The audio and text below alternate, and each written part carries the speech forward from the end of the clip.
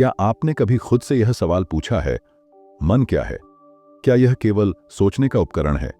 क्या यह भावनाओं का केंद्र है? या फिर यह वह कैद खाना है जिसमें हमने खुद को ही जकड़ रखा है, बिना जाने कि हमारी असली आजादी क्या है? जिड्डू कृष्णमूर्ति की किताब मन क्या है एक साधारण पुस्तक नहीं है। यह एक दर्पण है जो हमें हमारी ही परछाइयों से मिलवाता है। यह उन सवालों को उठाती है जिनसे हम अक्सर बचते हैं, क्योंकि उनके जवाब बाहर नहीं, हमारे भीतर छिपे होते हैं।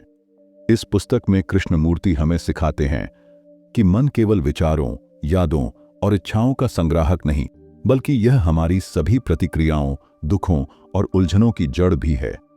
वह कहते हैं, जब तक हम मन को नहीं समझते, तब तक हम न प्रेम को जान सकते हैं, न शांति को, न सत्य को।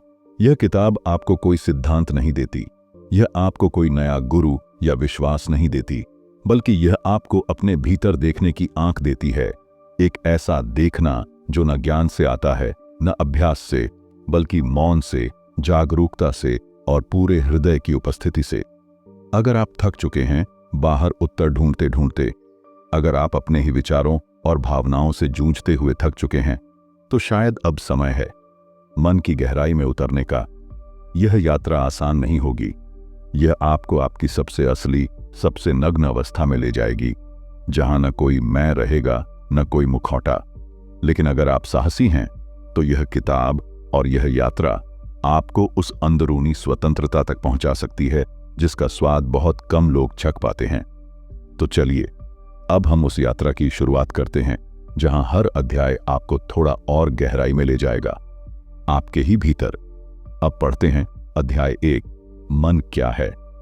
जिड्डू कृष्णमूर्ति की दृष्टि से जब हम मन की बात करते हैं, तो हम आमतौर पर सोचते हैं कि यह केवल विचारों, यादों और बुद्धि का एक स्रोत है। लेकिन क्या वास्तव में यही पूरा मन है?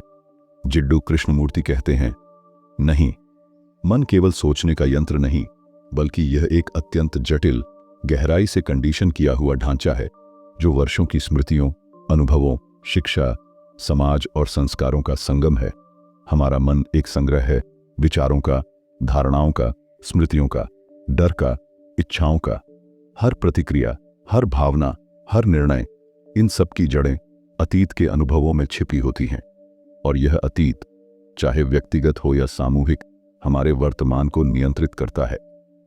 हम सोचते हैं कि हम स्वतंत्र रूप से विचार कर रहे हैं, लेकिन वास्तव में हम केवल उन्हीं रेखाओं पर चल रहे होते हैं जिन्हें समाज और अनुभवों ने हमारे भीतर अंकित कर दिया है। कृष्णमूर्ति बताते हैं कि मन की सबसे बड़ी विशेषता यह है कि वह निरंतर सुरक्षा खोजता है। वह स्थिरता चाहता है, स्पष्टता चाहता है, नियंत्रण चाहता है, और इसीलिए वह हर अनिश्चितता से डरता है। यही कारण है कि मन हमेशा परिचित में रहना चाहता है। वह नया नहीं देखना चाहता, वह केवल पुराने को दोहराना जानता है।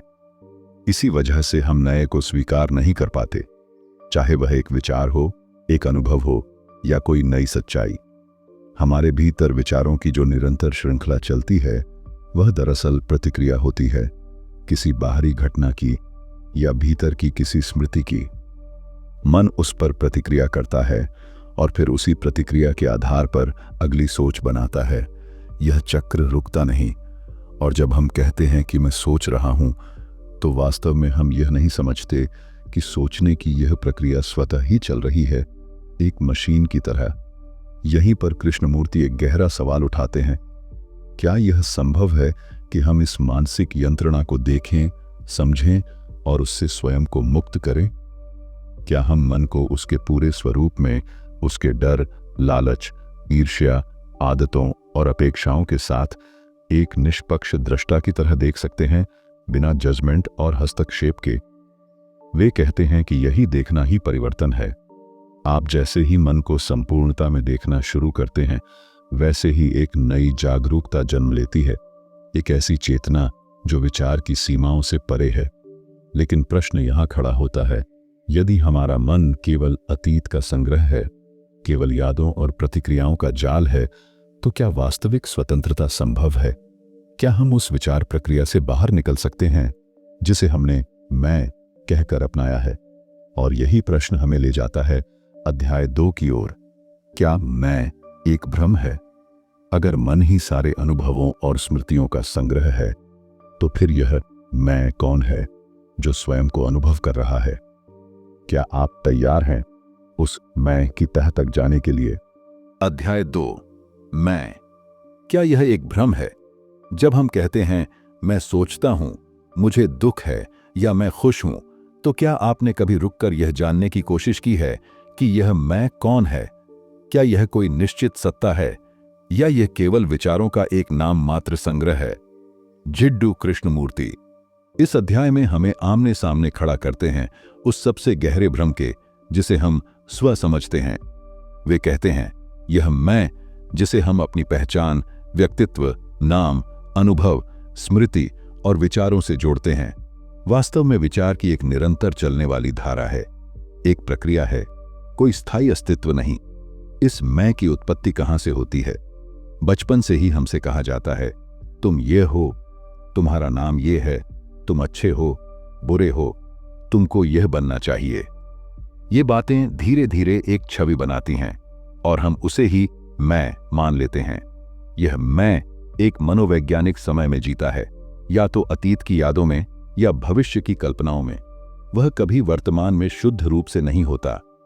कृष्णमूर्ति कहते हैं यह मैं एक विचार द्वारा निर्मित परछाई है जो निरंतर खुद को सुरक्षित रखने के लिए संघर्ष करता है, कभी संबंधों के जरिए, कभी धन, पहचान, धर्म या समाज में स्थान के जरिए। पर यह जो सुरक्षा की चाह है वही संघर्ष को जन्म देती है, क्योंकि जो कुछ भी मैं बना रहा हूं वह अस्थायी है, बदलता रहता है और इसीलिए उसका अस्तित्व हमेशा खतरे में रहता है। और इसी भय के कारण मैं एक सतत संघर्ष में जीता है। डर कि कोई मुझे छोड़ न दे, डर कि मेरा सम्मान न चला जाए, डर कि मैं विफल न हो जाऊं, डर कि मृत्यु मुझे छीन न ले। पर यह जो भय है यह इसलिए है क्योंकि मैं चाहता है कि वह बना रहे। वह चाहता है निरंतरता। लेकिन प्रकृति में, जीवन में, चेतना में कुछ भी स्थायी नहीं है। तो क्या हम इस मैं को बिना डरे देख सकते हैं? क्या हम उस विचार निर्मित पहचान को देख सकते हैं जिसमें हम बंधे हुए हैं? और सबसे महत्वपूर्ण, क्या यह संभव है कि हम उस मैं से परे देखें, न कि उसे खत्म करें जबरदस्ती या उसे सुधारने की कोशिश करें, बल्कि उसे केवल देखें, उसकी गतिविधियों को, उसके उद्भव और समाप्ति को पूरी जागरूकता के साथ। कृष्णमूर्ति कहते हैं जब आप मैं को केवल देखते हैं, बिना किसी जजमेंट के, बिना कोई दिशा दिए, तब उसमें एक मौन आता है और उसी मौन में होता है आंतरिक विस्फोट, जहां मैं का भ्रम टूटता है। और जब मैं का अंत होता है तभी नया जन्म ले सकता है। यह कोई कल्पना नहीं, कोई आध्यात्मिक सिद्धांत नहीं, यह एक वास्तविक मनोवैज्ञानिक क्रांति है। और यह तब घटती है जब देखने वाला और देखा जाने वाला एक हो जाता है, जब आप स्वयं को बाहर से नहीं, भीतर से बिना किसी दूरी के देखते हैं। तो अब प्रश्न है, यदि मैं एक विचार है और वह स्वाभाविक रूप से भय, संघर्ष और दुख पैदा करता है, तो क्या बिना मैं के जीना संभव है? क्या बिना अस्व की छाया के भी कोई चेतना संभव है? कोई ऐसा मौन जो किसी विचार से उत्पन्न नहीं हुआ हो? यही प्रश्न हमें ले जाता है अगले अध्याय की ओर।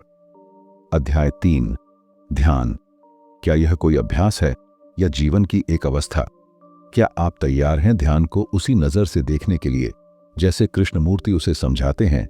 न तकनीक, न सिद्ध, बल्कि मौन की पूर्ण उपस्थिति।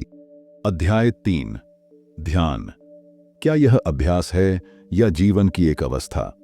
जब हम ध्यान शब्द सुनते हैं तो हमारे मन में तुरंत कुछ छवियां उभरती हैं। कोई आंखें बंद करके बैठा है, सांसों पर ध्यान दे रहा है, किसी मंत्र का जाप कर रहा है या कोई विशेष मुद्रा में स्थिर बैठा है। लेकिन क्या यही ध्यान है? क्या ध्यान कोई विधि है जिसे रोजाना अभ्यास करके सिद्ध किया जा सकता है? जिड्डू कृष्णमूर्ति इस परंपरागत सोच को पूरी तरह उलट देते हैं। वे कहते हैं ध्यान कोई प्रक्रिया नहीं है, बल्कि जीवन की एक जागरूक अवस्था है, एक ऐसी अवस्था जहां विचार पूरी तरह शांत हो जाते हैं, न कि दबाए जाते हैं। ध्यान उनके लिए कोई करने की चीज नहीं है, बल्कि एक ऐसा जीवंत और गतिशील अनुभव है जिसमें आप हर क्षण, हर विचार, हर भावना हर प्रतिक्रिया को पूरी जागरूकता से देख रहे होते हैं। यह ध्यान किसी कमरे में बैठकर सीमित नहीं होता। यह तब होता है जब आप किसी से बात कर रहे होते हैं, अकेले चल रहे होते हैं, या यहां तक कि कोई कार्य कर रहे होते हैं। कृष्णमूर्ति कहते हैं, ध्यान का पहला कदम है देखना, लेकिन यह देखना साधारण दृष्टि नहीं है। यह है निष्कलंक देखना, बिना पूर्वग्रह, बिना प्रतिक्रिया, बिना यह कहे कि यह अच्छा है, यह बुरा है, यह मैं हूं, यह मैं नहीं हूं। जब आप इस प्रकार देखते हैं तो आप और वह वस्तु जिसे देखा जा रहा है अलग नहीं रहते। विचार जब देखे जाते हैं बिना हस्तक्षेप के स्वतः शांत होने लगते हैं, और जब विचार शांत हो जाए तभी सत्य प्रकट होता है। कृष्णमूर्ति कहते हैं, सत्य एक मृत विचार के माध्यम से नहीं जाना जा सकता। वह केवल मौन में प्रकट होता है, उस मौन में जो सोचने की सभी गतिविधियों के परे है। वे चेतावनी देते हैं कि जो ध्यान तकनीकों पर आधारित होता है वह केवल मन को एक नई आदत में बांध देता है। आप एक पुराने विचार से निकलकर एक नए अभ्यास में फंस जाते हैं, लेकिन इसमें कोई वास्तविक स्वतंत्रता नहीं है। सच्चा ध्यान तब होता है जब आप अपने भीतर की हर हलचल को पूरी पारदर्शिता से देखें, बिना उसे रोकने, बदलने या भागने के। और जब आप जीवन के हर क्षण को उसी जागरूकता से देखें, तब ध्यान केवल एक क्रिया नहीं बल्कि आपका स्वभाव बन जाता है। ध्यान में आप विचारों से भागते नहीं बल्कि उनके पीछे की गहराई को देखते हैं। तब आप पाते हैं कि विचारों की जड़ें अतीत में हैं, और जब अतीत का पकड़ ढीली पड़ती है तो वर्तमान खुलने लगता है, और वही है मुक्ति का द्वार। इस अध्याय का अंत एक मौन प्रश्न से होता है, क्या आप जीवन के हर पल को इस संपूर्ण जागरूकता से जी सकते हैं जहां देखने वाला और देखा जाने वाला एक हो जाता है? यदि हां, तो जीवन स्वयं ध्यान बन जाता है, और तभी प्रेम, करुणा और सच्ची समझ प्रकट होती है। लेकिन अब एक और प्रश्न उठता है, अगर ध्यान हमें विचारों से परे मौन तक ले जाता है, तो फिर प्रेम, जो अक्सर भावना और सोच से जुड़ा होता है, क्या वह भी एक विचार है? या क्या प्रेम केवल तभी प्रकट होता है जब मैं और मेरा पूरी तरह शांत हो जाए? अध्याय 4 में हम जानेंगे प्रेम क्या है, और क्या हम वास्तव में कभी प्रेम करते हैं? क्या आप तैयार हैं उस प्रश्न से मिलने के लिए जो शायद सबसे कठिन लेकिन सबसे जरूरी है? अध्याय 4, प्रेम क्या है? क्या हम सच में प्रेम करते हैं? जब हम प्रेम की बात करते हैं तो यह शब्द हमें बेहद आत्मीय, कोमल और मधुर प्रतीत होता है। हम कहते हैं, मैं तुम्हें प्रेम करता हूं, मुझे अपने परिवार से प्रेम है, भगवान से प्रेम है। लेकिन क्या हम वाकई जानते हैं कि प्रेम क्या है? जैसे ही यह प्रश्न कृष्णमूर्ति उठाते हैं, वे हमें आम धारणाओं से पूरी तरह झकझोर देते हैं। वे सीधा सवाल करते हैं, क्या हमारा प्रेम वास्तव में प्रेम है, या वह सिर्फ लगाव, अपेक्षा और स्वार्थ की एक मनोवैज्ञानिक गठरी है? हम में से अधिकतर लोग प्रेम को जोड़ते हैं संबंधों से, भावनाओं से, सुरक्षा की जरूरत से। जब हम कहते हैं मैं तुमसे प्रेम करता हूं, तो अक्सर उसका अर्थ होता है मुझे तुम्हारी जरूरत है, तुम मुझे सुख देते हो, या तुम मेरी अपेक्षाओं को पूरा करते हो। पर क्या यह प्रेम है? कृष्णमूर्ति कहते हैं, नहीं, यह केवल एक व्यापार है जिसमें हम कुछ पाने की आशा में कुछ दे रहे होते हैं। सच्चा प्रेम उनके अनुसार किसी भी प्रकार की अपेक्षा से मुक्त होता है। वह न तो नियंत्रण चाहता है, न किसी को बदलना चाहता है। वह न बंधन है, न सौदा। वे कहते हैं, जहां ईर्ष्या है, डर है, स्वामित्व की भावना है, तुलना है, वहां प्रेम नहीं हो सकता। इन सारी भावनाओं की जड़ में होता है मैं, और जहां मैं प्रमुख होता है वहां प्रेम नहीं, केवल अहंकार की संतुष्टि होती है।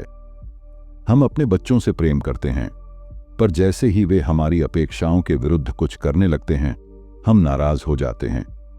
हम अपने जीवन साथी से प्रेम कहते हैं, पर उनके स्वतंत्र सोच से हमें असुरक्षा महसूस होती है।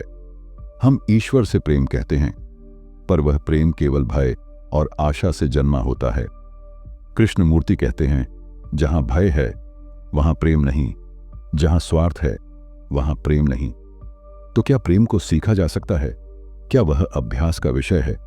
वे स्पष्ट करते हैं, प्रेम कोई अभ्यास नहीं है, न ही कोई भावना। प्रेम उसी प्रकार प्रकट होता है जैसे फूल खिलता है अपने समय पर, तब जब आंतरिक भूमि उपजाऊ हो जाती है। और यह भूमि तब बनती है जब मन पूर्ण रूप से शांत हो, जब मैं की आकांक्षाएं, अपेक्षाएं और भय समाप्त हो जाए। प्रेम तब आता है जब ध्यानपूर्ण जीवन जिया जाता है, एक ऐसा जीवन जो स्वयं को गहराई से देखता है, और उस देखने से मन की सारी अशुद्धियां, द्वंद्व और बंधन स्वाभाविक रूप से मिटने लगते हैं। तभी वह प्रेम प्रकट होता है जो न सीमित है, न सशर्त, और जो करुणा की मूल धारा है। कृष्णमूर्ति कहते हैं, प्रेम वह नहीं है जिसे आप ढूंढते हैं, वह तब आता है जब आप स्वयं को समझ लेते हैं पूरी तरह।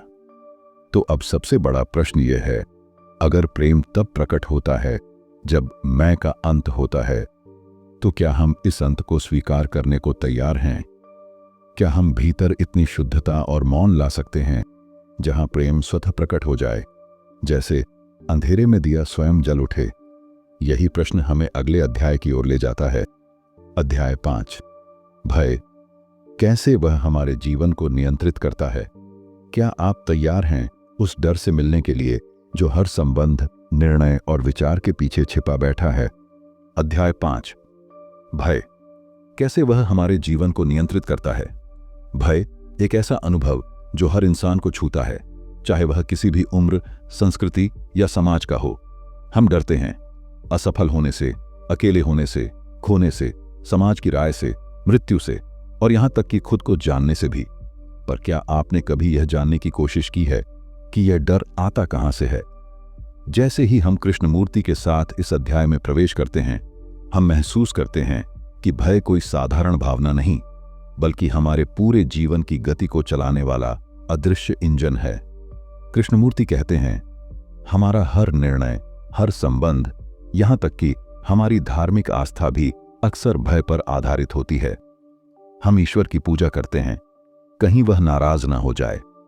हम सुरक्षित जीवन जीने की कोशिश करते हैं, भविष्य के डर से। हम परंपराओं को पकड़ कर रखते हैं, समाज के अस्वीकार किए जाने के डर से। लेकिन डर पैदा कैसे होता है? कृष्णमूर्ति बताते हैं कि भय का जन्म तब होता है जब मन भविष्य की कल्पना करता है। अगर ऐसा हुआ तो क्या होगा? अगर मैं हार गया, अगर वह मुझे छोड़ गया, अगर मैं मर गया। यानी भय समय की उपज है, विशेष रूप से मनोवैज्ञानिक समय की। यह एक ऐसी छाया है जो कभी घटित नहीं हुई, पर फिर भी हमारे भीतर हलचल पैदा करती है और हम उसे वास्तविक मान लेते हैं।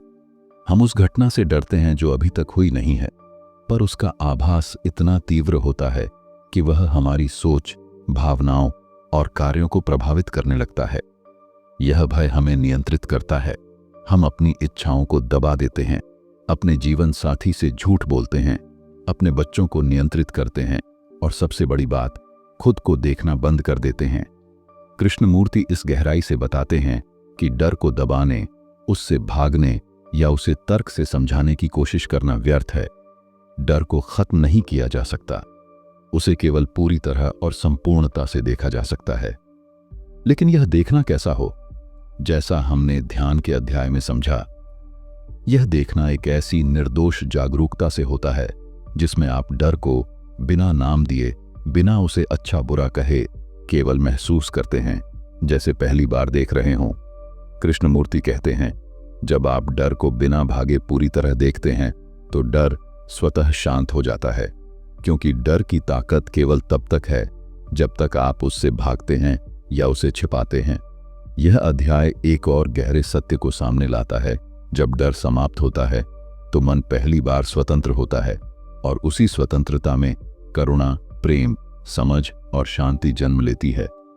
अब एक सवाल हमारे सामने खड़ा होता है, यदि डर समय की उपज है और हमने देखा कि मैं भी समय और स्मृति से बना है, तो क्या समय से परे कुछ अस्तित्व में है? क्या समय का अंत संभव है? यही हमें अगले अध्याय की ओर ले जाता है। अध्याय 6, समय, क्या वह केवल घड़ी की सुई है या हमारे दुखों की जड़? क्या आप तैयार हैं उस समय को समझने के लिए जो केवल कैलेंडर पर नहीं बल्कि हर विचार और प्रतिक्रिया में बसा है? अध्याय 6, समय, क्या वह केवल घड़ी की सुई है या हमारे दुखों की जड़? समय, वह जिसे हम जीवन की धुरी मानते हैं। हम कहते हैं समय के साथ सब ठीक हो जाएगा, मुझे थोड़ा समय चाहिए या वक्त बदल जाएगा। पर क्या समय केवल वही है जो घड़ी में टिक टिक करता है, या क्या समय हमारे मन में बैठी एक सूक्ष्म अदृश्य व्यवस्था है जिसने हमारे दुख, भय और लालसा को जन्म दिया है? इस अध्याय में जिड्डू कृष्णमूर्ति हमें समय के दो रूपों से परिचित कराते हैं, भौतिक समय क्रोनोलॉजिकल टाइम और मनोवैज्ञानिक समय साइकोलॉजिकल टाइम। भौतिक समय वह है जिसे हम घड़ी, कैलेंडर या सूर्य की गति से नापते हैं, सुबह, दोपहर, शाम, साल, दशक। यह जरूरी है खेती के लिए, यात्रा के लिए, विज्ञान के लिए, इसमें कोई द्वंद्व नहीं। लेकिन मनोवैज्ञानिक समय यह एक बिल्कुल अलग कथा है। यह वह है जब हम कहते हैं एक दिन मैं बेहतर बन जाऊंगा, मुझे आत्मज्ञान पाने के लिए वर्षों की साधना करनी होगी, मैं बचपन के उस दुख से अब तक नहीं निकल पाया हूं, भविष्य में मेरा डर खत्म हो जाएगा। कृष्णमूर्ति कहते हैं यही मनोवैज्ञानिक समय ही है जो हमारे भीतर संघर्ष पैदा करता है।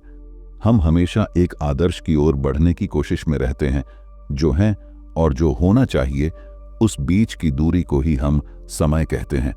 और जब तक यह दूरी बनी रहती है तब तक मन कभी शांत नहीं होता। हम मानते हैं कि परिवर्तन धीरे धीरे होता है, लेकिन कृष्णमूर्ति इस सोच को चुनौती देते हैं। वे कहते हैं क्या प्रेम, स्वतंत्रता या जागरूकता धीरे धीरे आती है, या वे उसी क्षण प्रकट होते हैं जब आपने वास्तव में देखा, गहराई से समझा और उस भ्रम को गिरा दिया? वह बताते हैं असली परिवर्तन समय का मोहताज नहीं होता। जब आप अपने भीतर किसी चीज को पूर्ण स्पष्टता से देखते हैं तब परिवर्तन उसी क्षण घटता है। समय नहीं लाता मुक्ति, समझ लाती है। अब सोचिए, यदि आप रोज कहते हैं मैं कल से ध्यान शुरू करूंगा, मैं भविष्य में शांत हो जाऊंगा, तो क्या वह शांति कभी आती है, या यह केवल मन का एक और खेल है, टालने का, भागने का, भ्रम बनाए रखने का? कृष्णमूर्ति के अनुसार समय जब वह मनोवैज्ञानिक बन जाता है तब वह ही दुख का बीज बन जाता है, क्योंकि हम या तो अतीत में जीते हैं अपने अपराध बोध, यादों और पछतावे के साथ, या फिर भविष्य में अपने डर, लालसा और कल्पनाओं के साथ। लेकिन जीवन केवल वर्तमान में है, अभी, इस क्षण में। यहां कोई कल नहीं, कोई कल की चिंता नहीं। यहीं पर मौन है, यहीं पर प्रेम है, यहीं पर शांति। और यही वह बात है जिससे कृष्णमूर्ति हमें बार बार रूबरू कराते हैं। क्या आप बिना समय के जी सकते हैं? न अतीत की पकड़, न भविष्य की चिंता, केवल इस क्षण में पूर्ण सजगता के साथ। यह कोई तकनीक नहीं, कोई अभ्यास नहीं, यह एक आंतरिक क्रांति है। और यह तभी घटती है जब आप समय को देखते हैं, पहचानते हैं और उसे गिरने देते हैं। अब एक प्रश्न और गहराता है, यदि समय ही डर, दुख और भ्रम की जड़ है, तो क्या उस दृष्टा को भी देखा जा सकता है जो यह सब देख रहा है? अर्थात यह देखने वाला स्व कौन है? क्या वह अलग है उस चीज से जिसे वह देखता है? यही प्रश्न हमें अगले अध्याय की ओर ले जाता है। अध्याय 7, दृष्टा और दृष्ट। क्या वे वास्तव में अलग हैं? क्या आप तैयार हैं उस गहरे मोड़ के लिए जहां देखने वाला और देखा जाने वाला एक हो सकता है? अध्याय 7, अंतिम अध्याय, दृष्टा और दृष्ट। क्या वे वास्तव में अलग हैं? अब तक हमने मन को देखा, मैं को पहचाना, ध्यान को समझा, प्रेम और भय को गहराई से अनुभव किया और समय की मानसिक बनावट को भी उजागर किया। लेकिन एक प्रश्न अब भी शेष है, जो सब कुछ देखने वाला है वह कौन है? जो देखता है कि मन भटक रहा है, जो अनुभव करता है कि भय है, जो कहता है मैं दुखी हूं। क्या वह चेतना का कोई स्थायी केंद्र है, या वह भी केवल सोच और स्मृति का ही हिस्सा है? इस अंतिम अध्याय में जिड्डू कृष्णमूर्ति हमें उस अंतिम भ्रम के सामने लाते हैं। क्या दृष्टा और दृष्ट अलग है? हम जीवन को इस तरह जीते हैं जैसे मैं एक अलग प्रेक्षक हूं, जो बाहर की घटनाओं को देखता है, अनुभव करता है, प्रतिक्रिया देता है। लेकिन कृष्णमूर्ति कहते हैं यही द्वैत, ड्युअलिटी ही मन का सबसे गहरा भ्रम है। जब आप कहते हैं मैं गुस्से को देख रहा हूं, मैं डर को देख रहा हूं, मैं ध्यान कर रहा हूं, तो आप यह मान लेते हैं कि आप और गुस्सा, डर ध्यान अलग हैं। लेकिन क्या यह सच है? कृष्णमूर्ति पूछते हैं, क्या गुस्से को देखने वाला गुस्से से अलग है, या वह देखने वाला स्वयं ही गुस्से का एक भाग है? वही विचार, वही स्मृति, वही अनुभव। जब आप ध्यान से भीतर देखते हैं, बिना किसी सोच, निर्णय या प्रतिक्रिया के, तो आप देखेंगे कि दृष्टा और दृष्ट के बीच कोई अंतर नहीं है। दृष्टा ही दृष्ट है। आपका मैं जो अनुभव करता है, वह स्वयं ही उस अनुभव से बना है। यही बोध, यही गहराई से देखना एक मौन विस्फोट की तरह होता है। यह वह क्षण होता है जहां कोई अलग प्रेक्षक नहीं बचता। कोई मैं जो चीजों को नियंत्रित करता है या बदलना चाहता है, वह समाप्त हो जाता है, और तब पहली बार देखना शुद्ध होता है। कोई बाधा नहीं, कोई व्याख्या नहीं, कोई डर नहीं, बस मौन की उपस्थिति। कृष्णमूर्ति कहते हैं, जब दृष्टा और दृष्ट एक हो जाते हैं, तभी देखना संपूर्ण होता है। और यही संपूर्ण देखना है ध्यान, प्रेम, मुक्ति और सत्य की पहली झलक। यह अंतिम बोध कोई अंत नहीं है, बल्कि नए जीवन की शुरुआत है। एक ऐसा जीवन जो अब पुराने ढांचे पर आधारित नहीं, न किसी स्मृति से संचालित, न भविष्य की चिंता से दबा हुआ, बल्कि एक पूर्ण वर्तमान में जिया हुआ जीवन। यहीं पर कृष्णमूर्ति का संदेश अपने शिखर पर पहुंचता है। आप ही अपने शिक्षक हैं, आप ही मार्ग हैं, आप ही वह प्रकाश हैं जिसे आप खोजते हैं। अंतिम प्रश्न, अब जब आपने देखा कि मन क्या है, मैं क्या है, डर, प्रेम, समय और अंततः दृष्टा का भ्रम भी, तो क्या आप अब स्वयं को पूरी तरह देख सकते हैं, बिना किसी डर, तुलना या समय की आवश्यकता के? क्या आप इस क्षण से जीवन को बिना केंद्र के, बिना नियंत्रण के, पूरी तरह मुक्त और मौन में जी सकते हैं? यही है सत्य की शुरुआत और एक नई चेतना की यात्रा। न कोई अध्याय बचे हैं, न कोई उत्तर देने को बचा है। अब केवल देखना है, होना है और जगना है। आपका सफर यहीं समाप्त नहीं होता, बल्कि यहीं से शुरू होता है। धन्यवाद और शांति आपके भीतर जागती रहे।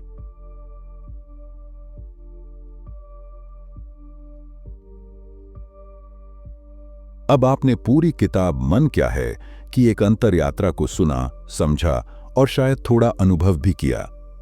यह कोई साधारण पुस्तक नहीं, यह आत्मदर्शन का एक दर्पण है।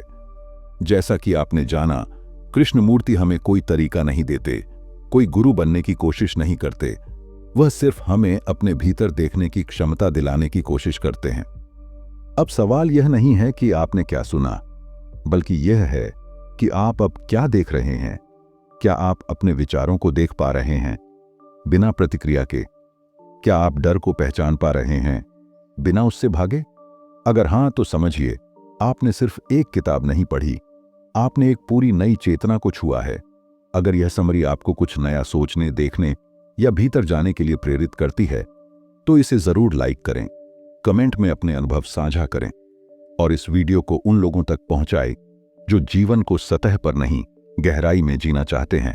और हां, अगर आप चाहते हैं कि हम ऐसी ही और गहन पुस्तकों की समरी इसी तरह सजीव और अर्थपूर्ण तरीके से प्रस्तुत करें, तो चैनल को सब्सक्राइब करें और बेल आइकन दबाएं, ताकि अगली अंतर यात्रा आपसे छूट न जाए।